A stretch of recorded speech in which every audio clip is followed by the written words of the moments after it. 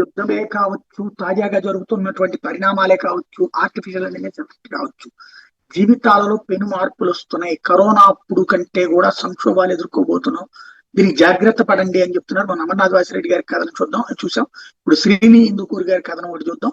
Oracle 30,000 మందిని ఒక్క రోజులో తీసేసింది అనేది ఇప్పుడు వింటున్న షాకింగ్ వార్త. ఇప్పుడు ఏ న్యూస్ లో చూసినా ఇదే వార్త. కాబట్టి చాలా షాకింగ్ గా ఉంటుంది.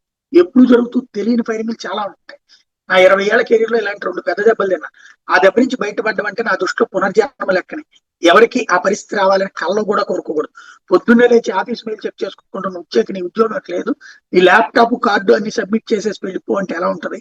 అతను పనిచేసిన ప్రాజెక్ట్ తో ఇక నీకు సంబంధం లేదు, అతను హ్యాండిల్ చేస్తున్న క్లయింట్స్ తో ఇక నీకు మాట్లాడే ఛాన్స్ లేదు, నువ్వు హ్యాండిల్ చేస్తున్న ఇష్యూలు పర్లేదు పక్క పైన పెట్టేసి వెళ్ళిపో అంటే ఎట్లా ఉంటుంది? ఆ బాధ అనుభవిస్తేనే తెలుస్తుంది. కాళ్ళ కింద భూమి కంపిస్తుంది. కట్టాల్సిన లోడ్లు కళ్ళ ముందు కనిపిస్తాయి.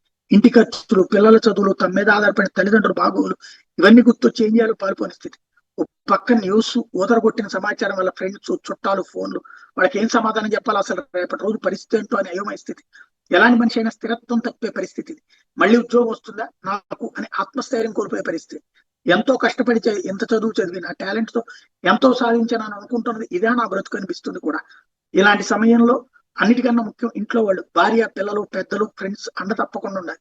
ఏదైనా పర్లేదు, అందరం కలిసి ఏదో ఒకటి చేసి గట్టెక్కుతాంలే అని భరోసా వాడికి ఇవ్వాలి. ధైర్యం కోల్పోకుండా ప్రయత్నిస్తే మళ్ళీ మంచి ఉద్యోగం రాక మానదు. కష్టపడేవాడికి ఎప్పుడు ఓడిపోడు అనేది నా నమ్మకం. ఏదో ఈ గంట నుంచి గట్టెక్కుతారు ఒక రోజు. ప్రయత్నం మానద్దు అంతే. ఇదే సమయంలో మానసిక ఆరోగ్యం చాలా జాగ్రత్తగా చూసుకోవాలి.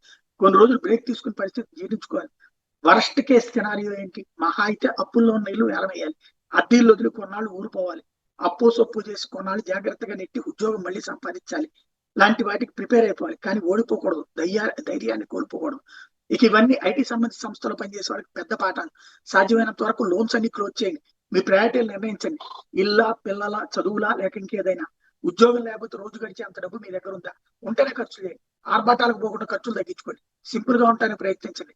సేవింగ్స్ అవ్వట్లేదని కాదు, ఎందుకు అవ్వవో చూడండి. ఉద్యోగ ఆదాయం లేకపోతే కనీసం 6 నెలలకు సరిపడే సేవింగ్స్ బ్యాంక్ లో ఉంచుకోండి. స్థలాలు, ఇల్లు లాంటి స్థిరాస్తులు కావాల్సినప్పుడు అంత ఈజీగా మారవు. ఫిక్స్డ్ డిపాజిట్లు, బంగారం లాంటి వాటిని త్వరగా ఎమర్జెన్సీకి తగ్గట్టు వాడుకునే వాటిలో పెట్టుబడి పెట్టడం అవసరం. అయితే ఇప్పుడు స్థిరాస్తులు కొంత చరాస్తులాగా మార్చి ప్లాన్ చేయండి. రేపే నాకు ఉద్యోగం లేకపోతే ఏంటి అని ఆలోచించండి. ప్రతి నెల ఈ నెల దాటేసామని లాటరీ కొట్టినట్టు ఫీల్ అవ్వండి.